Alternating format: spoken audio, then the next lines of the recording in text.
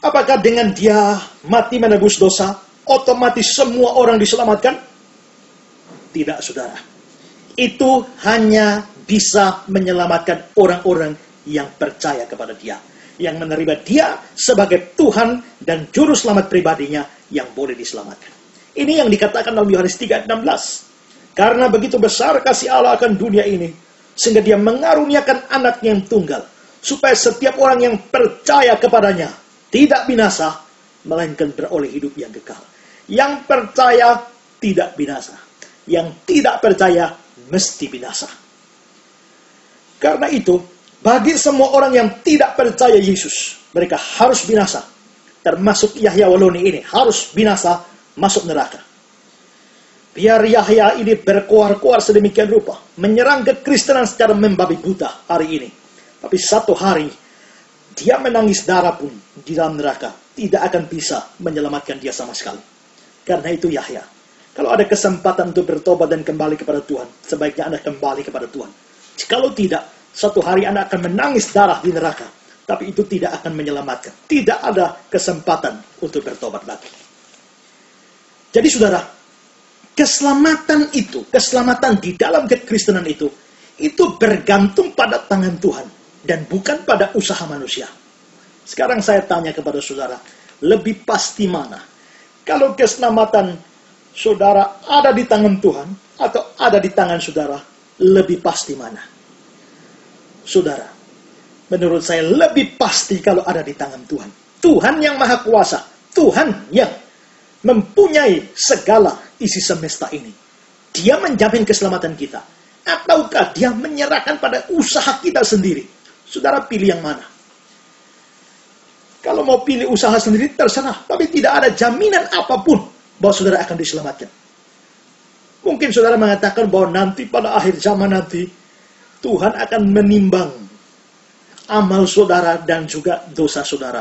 Kalau ternyata amal dan perbuatan baik saudara itu lebih berat, maka saudara akan masuk surga. Tapi kalau dosa saudara lebih berat, maka saudara akan masuk neraka. Pertanyaan saya adalah, kalau seandainya sama berat, saudara masuk kemana? Lalu saudara jujurlah, bahwa dari saudara lahir sampai dengan sekarang, detik ini, kalau saudara jujur di hadapan Tuhan, kira-kira banyak baiknya atau banyak jahatnya? Saya kira kalau saudara jujur, saudara akan mengatakan bahwa saudara akan lebih banyak jahatnya, lebih banyak dosanya daripada perbuatan baiknya. Kalau memang saudara sadar bahwa dosa lebih banyak dari perbuatan baik, berarti kalau saudara mau berpegang selamat karena perbuatan baik, itu menunjukkan dari sudut pandang kepercayaan saudara sendiri, saudara harus masuk ke dalam neraka. Tetapi kekristenan mengajarkan lain, bahwa waktu kita percaya pada Kristus, kita memang banyak dosa. Tetapi dosa-dosa kita sudah ditebus. Waktu dia di atas kayu salib, dia mengatakan sudah selesai. Berarti dosa kita sudah dibayar, selesai. Dan karena itu, kita yang percaya kepada Kristus tidak mungkin dihukum. Di dalam Roma pasal 8 ayat 1 dikatakan, demikian sekarang tidak ada penghukuman bagi mereka yang ada di dalam Kristus. Ini ajaran kekristenan tentang keselamatan karena iman. Dan saudara, ini tidak dibantah oleh Yahya sama sekali. Tapi Yahya lalu mengatakan bahwa dengan Yohanes 3 ayat 16 ini, berarti orang Kristen sudah terpengaruh dengan filsafat Yunani. Filsafat Yunani dari mana? Itu filsafat Yunani yang ada di dalam pikiran dia sendiri. Tanpa membantah apa-apa ayat ini, langsung mengatakan kita terseret ke dalam filsafat Yunani. Sekali lagi, ini adalah omong kosong dari Yahya Waloni. Lalu saudara, Yahya Waloni juga bicara tentang Yohanes pasal yang ke-14 ayat yang ke-6. Dan tentang ayat ini, Yahya Waloni mengatakan bahwa seperti Yohanes 3 ayat 16, dia hanya mengungkapkan apa yang dipercaya oleh orang Kristen, tapi dia tidak memberikan argumentasi satu pun untuk membantah apa yang dipercaya oleh orang Kristen itu. Di awal cuplikan tadi kita dengar bahwa dia mengatakan bahwa kalau kita bisa berfilsafat, kita bisa meruntuhkan kekristenan dari dua ayat ini. Saudara, menurut saya justru di sini omong kosong besarnya terjadi. Dia cuma mengatakan apa yang dipercaya oleh orang Kristen, tapi argumentasi untuk meruntuhkan apa yang dipercaya oleh orang Kristen itu sama sekali nol. Tidak ada argumentasi apapun. Karena itu saudara, Kalau Yohanes pasal 14 ayat 6 berkata, Akulah jalan dan kebenaran dan hidup. Tidak seorang pun sampai kepada Bapa kalau tidak melalui aku. Demikian kata-kata Yesus. Itu betul sekali. Yesus adalah jalan dan kebenaran dan hidup. Dan tidak ada satu manusia pun yang bisa menyelamatkan. Atau melaluinya orang bisa sampai kepada Bapa. Saudara, perhatikan baik-baik. Tidak ada nabi satupun berani mengucapkan kalimat seperti ini. Tidak ada guru agama satupun berani mengucapkan kalimat seperti ini. Tidak ada tokoh agama satupun yang pernah mengucapkan kalimat seperti ini.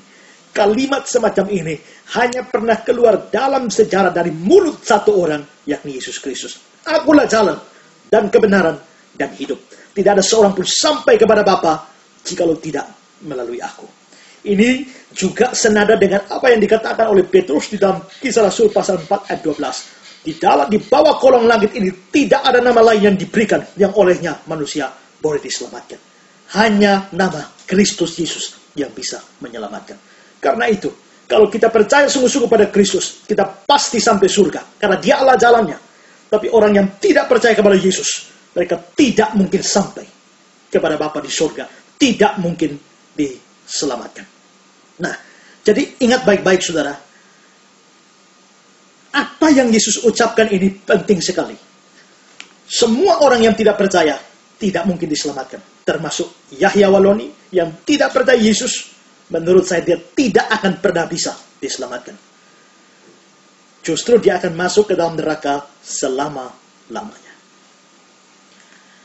Juga saudara, tadi kalau kita melihat apa yang dikatakan oleh Yahya Waloni ini, dia mengatakan bahwa orang Kristen itu melihat orang Islam atau menganggap orang Islam itu sebagai domba-domba tersesat yang perlu diselamatkan.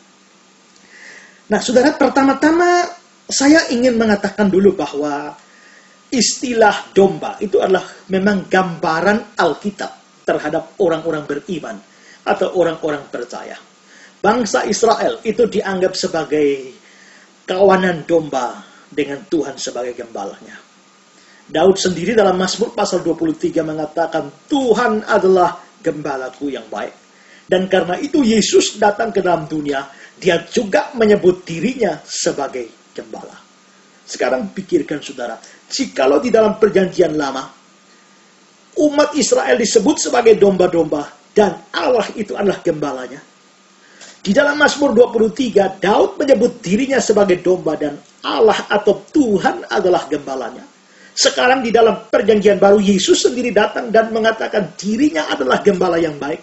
Tidakkah itu berarti dia sementara mengklaim dirinya sebagai Allah? Nah, tapi bukan poin saya tentang itu di sini. Yesus jelas mengatakan bahwa dia adalah gembalanya. Dan lalu dia menyebut orang-orang yang percaya kepada dia, orang-orang yang mengikut dia itu sebagai domba-domba. Di dalam Yohanes 10 ayat 11 dikatakan demikian, Akulah gembala yang baik. Gembala yang baik memberikan nyawanya bagi domba-dombanya. Gembala yang baik memberikan nyawanya bagi domba-dombanya. Dalam ayat yang ke-14 dari Yohanes 10, Akulah gembala yang baik, dan aku mengenal domba-dombaku, dan domba-dombaku mengenal aku. Domba-dombaku mengenal aku. Lalu ayat yang ke-27 dari Yohanes 10, domba-dombaku mendengar suaraku, dan aku mengenal mereka, dan mereka mengikuti aku. Dari 3 ayat yang saya baca ini, terlihat bahwa Yesus memberikan nyawanya untuk domba-dombanya. Kedua, Yesus itu dikenal oleh domba-dombanya. Domba-dombanya mengenal Yesus. Ketiga, domba-dombanya itu mendengar suara Yesus. Keempat, domba-domba itu mengikuti Yesus. Sekarang pikirkan, apakah umat Islam itu mengakui bahwa Yesus memberikan nyawanya bagi mereka? Tidak. Mereka tidak percaya konsep penebusan dosa, di mana Yesus mati sebagai juru selamat umat manusia. Mereka tidak percaya. Bahkan ada juga Islam yang tidak percaya bahwa Yesus memang betul-betul mati. Dengan demikian, di sini ketika Yesus mengatakan bahwa gembala yang baik memberikan nyawanya bagi domba-dombanya, orang Islam tidak percaya bahwa Yesus mati bagi mereka. Berarti mereka bukan dombanya Yesus. Apakah umat Islam mengenal Yesus sesungguhnya berdasarkan kitab suci? Tidak. Apakah mereka mendengar suara Yesus? Juga tidak. Apakah mereka mengikut Yesus? Juga tidak. Kalau begitu, apakah mereka tergolong domba? Sudah jelas tidak.